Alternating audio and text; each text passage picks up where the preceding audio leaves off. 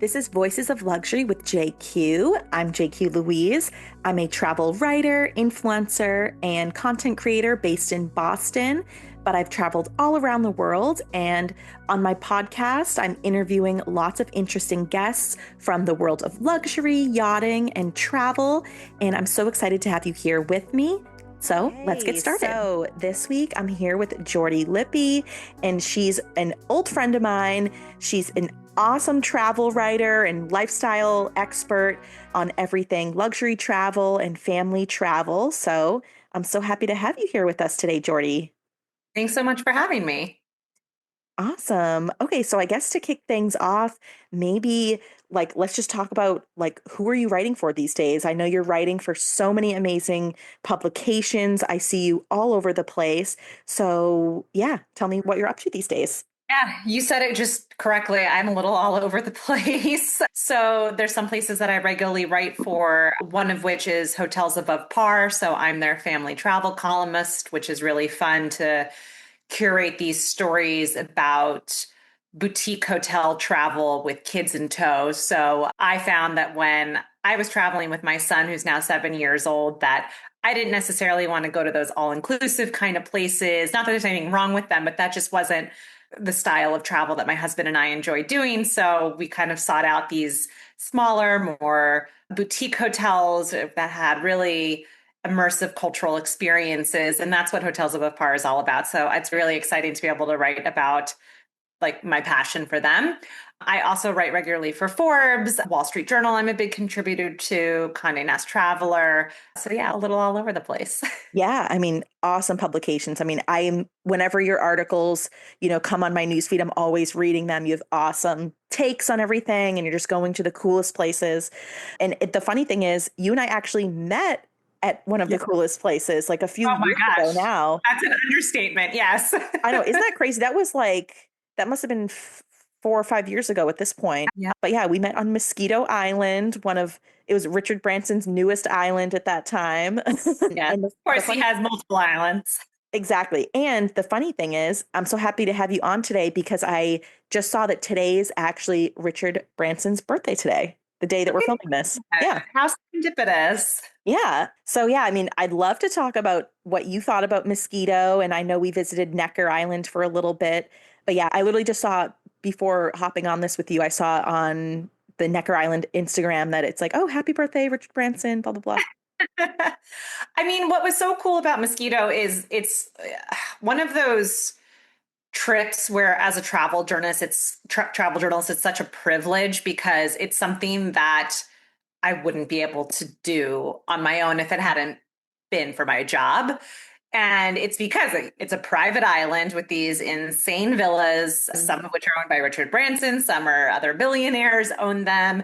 And it's just like this wild playground that you really get to live this billionaire lifestyle for a few days, which is what we did. And it's not just for me, it wasn't necessarily the high design, which of course there was, the food, of course there was incredible food, the views, of course, like all of those things were sort of a given. It was really the anticipation and the service that was like, oh, wow, this is what vacationing like a billionaire feels like. Where I remember I woke up one morning early because I'm just an early riser and wanted a latte. And the next morning they had someone there before I even woke up with the exact latte the way that I wanted it. It was like taking that information and learning and figuring out on the go, like, what are these people's interests? What's their routine? What's going to make them special? And I also felt like I'm not a big drinker, but it was funny. Like, no matter where we were, we could have been like on a random beach. We could have been doing another activity. And it was just like, would you like champagne? Like everywhere you went, Exactly. which is so funny. And I had to after a little while, they would always have cool little special cocktails because we were going snorkeling versus doing something else. And it was like, I had to keep asking, is there alcohol in this? Oh my God, I remember that too. So funny. Like whenever we'd come back to our villa too, they would have another welcome drink and be, something tasty and tropical. We're like, it's just that constant, thinking about what the guest wants and how to, help everyone have as much fun as possible. And, that really, that really loops it back into, I know a lot of our listeners here on the Yachting International Radio, are in the yachting world and things like that. And I think, private islands like Moskito or Necker, they're really catering to the same type of clientele that are chartering yachts or, maybe own yachts. And it's that type of really, five-star service where they're anticipating what you want Yes. so that you don't even have to ask. Exactly. Yes. And I think that's truly, to me, the epitome of luxury. Mhm. And that five-star service is anticipating people's needs. For example, not on Moskito, but another place where I really experienced this was at Ashford Castle in Ireland. I Mhm. went in Sun, and we got there and they wanted us to show us around the hotel, but my son was being really cranky, and it was like, how about let's just get you in your room. We're not going to give you a run. Like, we're just going to let you get settled. And it was like, yeah, like that's what I needed in that moment. And then we went Yeah. to dinner that night, and they had a little, kids menu with a crossword puzzle and, oh, not a word find, excuse me. And my son loved it. And by the next morning at breakfast, they had created a custom word find for Oh him. my God. Wow. The waiter from the night before recognized that, told somebody, and Mhm. then they had it for us ready to go at breakfast the next morning with his I name in love it and that. everything. And that was like, God, how special is that? And something that's not like a pricey thing to do, right? It's just like printing out Exactly. some, but it was that thought. And especially now as like a traveling parent, to make my kid feel special and feel like this place is magical is hugely important.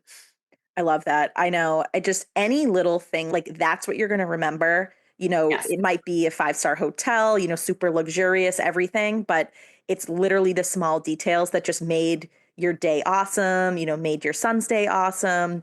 And that it's just like, it's that above and beyond where you really feel like pampered. Yes, yes. Because there's always the spa, there's always the great mattresses, and all those things are obviously incredible. But it's, yeah, really those little details and really recognizing the individual interests and style of travel. There might be some people, who don't want to talk to anyone. They just want to have their solitude and not engage, and, kind of just like reading the room and reading Yeah. the guest, I think is hard. And when you can master that, it's incredible. 100%. I literally couldn't agree with you more because on the flip side, you and I have been to so many hotels. There's a dozen times where you can think of where, okay, someone just isn't getting the picture, like, where you Mhm. clearly want something else and maybe you've even vocalized that, but they're, Yes. they're sticking to their script or they're sticking to their routine. And it's, the best service is whatever's going to make the guest happy, right? So, and you know, for me, it's if I don't have to ask for something and it just happens, Yes, like that's 1,000 points plus in my book. Like, absolutely. And especially like I mentioned, like traveling with a kid, like my whole life is spent worrying about his needs, trying to figure mhm, out that, how, okay, the family, this, like, there's so much in my head all the mhm, time. And when some of that mental load can be alleviated, yeah, it just makes for such an enjoyable experience. It allows for me to take some of that energy and put it towards like connecting with my family when we travel and being in mhm, the moment. And that, like, you can't put a price tag on that. yeah. So what are some of the other like family friendly but cool places that you've been lately? So this one I think is going to be really surprising, and it wasn't something that we've done. I mean, my son's only 7, so it's somewhat recently. But we actually took him on safari when he was 4 years old, Oh, and wow. everyone's like, "You're crazy! I can't believe you're bringing a 4-year-old on safari." And we went with Time and Tide, which is an incredible safari outfitter, and they have a few properties. And we went to two of them actually in Zambia. And yes, it's a very long trip to get there, and we saved our points and everything to fly business class. But once you're there, safari is surprisingly super family friendly, even with little Really? kids, because of what we were just talking about, where you don't have to think, right? You Mhm. have your schedule for the day. You wake up early, which most kids do. You have your breakfast. You go on a game drive, which kids love. It's exciting. There's a Oh, Jeep. I My bet. son Yeah. climbed all over the Jeep, you get a snack, you come back, you have lunch, you take a nap, you wake up, you go on a night game drive, you come back, you have dinner, and you go to bed. Like the only decision we had to make in that day was like, what on the menu of Yeah. three things do we want to eat that night? So, of course, we had to make some changes. Like Mhm. they gave us a private vehicle, which I would highly recommend people doing safari with a family. That way, you're sort of not relying or feel like you're interrupting other people's trips, not because he's throwing a tantrum or anything, but just because of scheduling purposes. And one of those, like, we needed to cut our game drive in the evening a little bit shorter because he was going to get tired and he Yeah. needed dinner earlier, and they were able to adjust for that. And it was Mhm. that simple, just asking, no problem.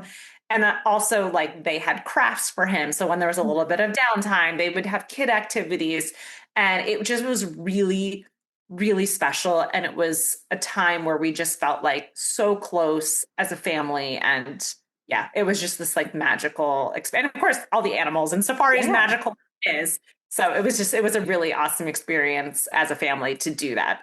Yeah. Oh, I mean, that's such a great point because, people think, I think a lot of people, especially Americans, think that distance equals difficulty.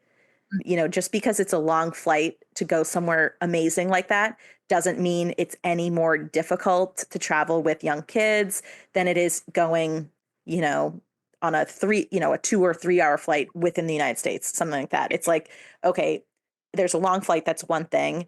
But once you're there, if you're there for a week or a 2 week trip, like you said, if everything is planned out and it's so easy and there's no mental load on the parents constantly, what are we going to do? What's the plan? Are the kids happy?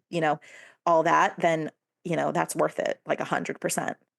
And speaking of like yachting, like another trip that we got to do as a family was we took a very small cruise around the Galapagos. And it was a similar idea. It was just like Hmm. we, you know, the meals were set, the Hmm. activities were set. We could pick and choose which activities we wanted to do. They had kids stuff. There were certain concessions we had to make. They had Hmm. dinner at a certain time every night. My son would fall asleep before that time, so they would No. always have his dinner Yeah. prepared first.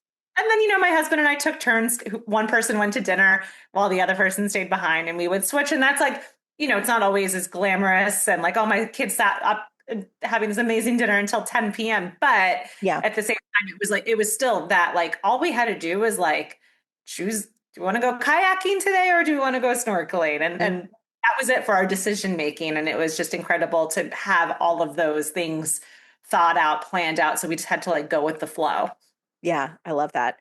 Now, what about, I know, like the whole mega resort thing is probably not up your alley. Like it's not up mine either. But in terms of those types of destinations where those huge resorts are prevalent, like in the Caribbean. So, which islands have you gone to that you think were either better for, just a couple or great for, with young kids too? Like what's your experience on that side of things? When you were asking that, like a few places have come to mind. Obviously, my son has come with us for the last 7 years of Yeah. Caribbean. And so I'm trying to think back to like before I had him. But so Well, St. even Bart's is, even, I know in the past few years you've done a ton of awesome, trips down there. So I mean, I guess just which have been some of your yeah. favorites then? So I would say St. Bart's is like a classic and it's amazing, both for being just a couple or with a family. And there's great food, there's great beaches, there's things to do. It's just, yeah, it's beautiful. I don't know. And I agree. I mean, and just the hotels, I Yes. think they really cater to kind of whatever you need too, like depending on, how many people you're with, like even if you're with a bunch of friends or whatever, I think St. Bart's is an awesome option when you're And there's no with, like mega resorts there. It's no, all boutique hotels. all boutique Really, hotels, really awesome food. Like I think, it's has that European influence, and the beaches are insane. Yeah, they're amazing. And then another one is Canawan in the Grenadines. We stayed at the Mandarin Oriental there, which I Mhm. guess is like a bigger resort. I wouldn't qualify it as But a mega resort. it's a smaller big resort. Yes, yes.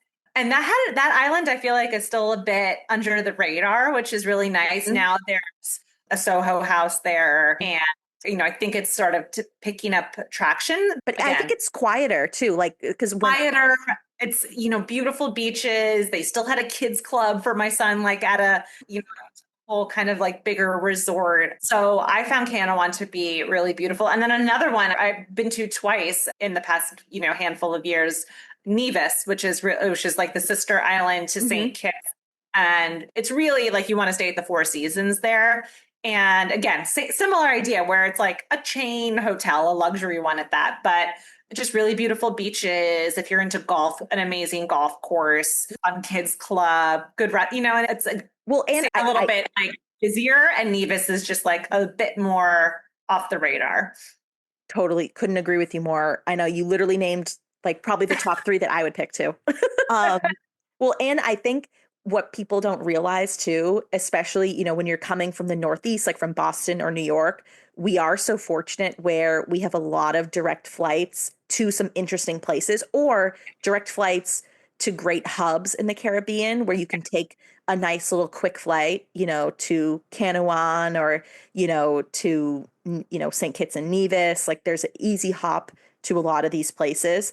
So I think just maybe, I'm always telling people like, go a little bit off the beaten path and you can find, still brands that you're familiar with, like Four Seasons or Mandarin Oriental, but go to one of their other properties that's not as, well known. Like all of Yeah. those awesome recommendations. I totally agree with all of them. Well, good. I'm glad. I guess, let's see, maybe let's move on and let's talk about. So, those were all kind of helpful, sensible things that a lot of people can relate to. But I think, you know, this podcast is all about luxury and over the top things. And I know you've had some over the top, super cool, fun experiences in all your years of traveling. So, what's kind of one big thing that stands out as like something over the top, like that you'll never forget? So this is going back a little bit to the 2016 Rio Olympics, and I was invited to go with Omega Watches, which is the official timekeeper of the Olympics. And it was really a last minute thing. It was kind of at the height of Zika. I didn't have a child. I wasn't pregnant. And it was kind of a last minute invite to say, hey, do you want to go to the Olympics? Wow. And it's like one of those things where you're like, yeah, Yeah. you like figure it out and you say yes. And what made it so cool was like these experiences that I will like never be able to replicate in my life. I got to go to like the opening ceremony of the Olympics there, like a few rows back. And it was like one of Wow. those moments where I like, That's like a I, pinch yourself moment. Yeah. you're just like, what is my life right now? This is Yeah. so cool. But one of the coolest parts and most luxurious, incredible things that I got to do was I don't know how they did it, but they set up a private dinner for us at the top of Christ the Redeemer. So like at his feet. Yeah. And Eddie Redmayne was there. And it was just like, again, you're like, they closed off this monument, Yeah. Like a wonder of the world. Like, long, yeah. tables at sunset for us to have dinner with Eddie Redmayne. Like it was just one of those moments where I was what am I doing? How did I get so lucky to do that? And that was just like, that had to be one of the most incredible things that I ever got to. And like, I also got to go see the Olympics, Yeah. like I So, got so did you stay for the whole, like how many days were the you there? whole time. I think I was there for about, I want to say 4 nights or something like that. That's still a lot. I mean, It's a lot. Yeah. so which events did you see? Like which sports? I'm trying to remember now. I remember I saw a volleyball match. I saw men's gymnastics when the guy snapped his leg. Oh, I remember that. That was not so luxurious. Oh, I can't remember. I think I saw a swimming event. You know what? It's so funny. I'd yeah. have to look. I know gymnastics and I know volleyball, but I cannot remember if I saw. Yeah. Well, I mean, I'm sure you had so many events and like, other things to do with the Omega team too. So, I mean, that's cool. I've always wanted to go to the Olympics. I've never been to one. I would love to go. And especially Well, and I'll a be keeping summer. an eye out because it'll be in LA, which will Yeah. be a lot easier Yeah. to try. Yeah, I tried to go to Paris because we were living in Switzerland at the time, but it was a little too crazy to try to make that happen. Yeah, no, I know. I mean, there's so many cool events like that. It's insane. Like, just again, like the once in a lifetime type things where, you know, as travel journalists and everything, like we're so lucky we go to so many like interesting things. And then what's even better, we get to come home and write about it. Oh my God, I know. And, my son's a huge soccer fan. So with the World Cup coming up in the US, I'm just going to try all my best to figure out some really fun things to try to take him to because it's, when it's in your backyard, it's Yeah. really. So what are some of his favorite things? Like what are the trips lately, now that he's, a little bit older and can really remember things? Like what are the trips lately that like he's loved? So yeah, it's really funny because like now he has opinions and Yeah, things I'm sure he must start to have forward. some Like good opinions. he wants to go to Barcelona because he loves FC Barcelona and things like that. But some of his favorites recently, my husband works for a company based in Switzerland for the past few summers we've gotten to live in Switzerland. So he really loves Switzerland. I think, it's something that kind of feels like second home to him in a Yeah. way. So that's something he really loved for whatever reason. I mean, he loves Mexico. We've been a couple times with him and he always asks to go back to Mexico. I mean, who doesn't? It's a great place to go. And I'm trying to think the castle, like the one that I mentioned, Ashford Hmm. Castle in Ireland, he really loved. And he loves Paris, just like Oh, me, all right. which is He has great taste.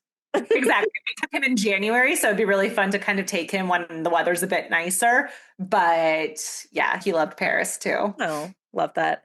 All right. I mean, I guess what else do you have going on? Is there anything else you want to talk about? So, speaking of family travel, a couple of things. One, like I mentioned, my son is 7 years old and I'm really excited. It was not planned, but by November, he's going to have been to all seven continents by the time he was 7 years old. So this summer, we're going to Oh Australia my and New God. Zealand. Wow. In November, we're going to Antarctica with him. So please like follow along on my Instagram at Yeah. Jordi to kind of follow along with those ventures. It'll be really fun to do that. And, having had this opportunity over these years to be able to travel with my family, which is I'm forever grateful for, I actually kind of found out that like there were no travel bags that I could find that were chic, really practical for making traveling with a kid a little bit easier. So I started my own brand about a year and a half ago called Pac Rev, Pakreve. And I've designed some bags and passport cases and everything that are really centered around family friendly travel, but like nothing about them. You would never know that it had anything to do with being with kids. There's no cutesy designs or anything like that. Yeah, I've seen them. They're so chic. They look so cool. I see you using them, on your trips and everything. And I just know that, there's a huge market for that because, parents don't want, they want family friendly, useful, practical things, but they don't need to look cutesy, too little kiddish. You know what I mean? Well, the phrase I like to use, and this is when I'm traveling or designing bags, is parent friendly travel. Yeah. The focus, like putting the focus a little bit back on the parents and Yeah. like what's going to make me happy as a parent and make my life easier as a parent. And it doesn't have to be kid friendly per se. Exactly. So what's your favorite part of like, one of your bags? Like what's the thing that's like been a lifesaver for you lately?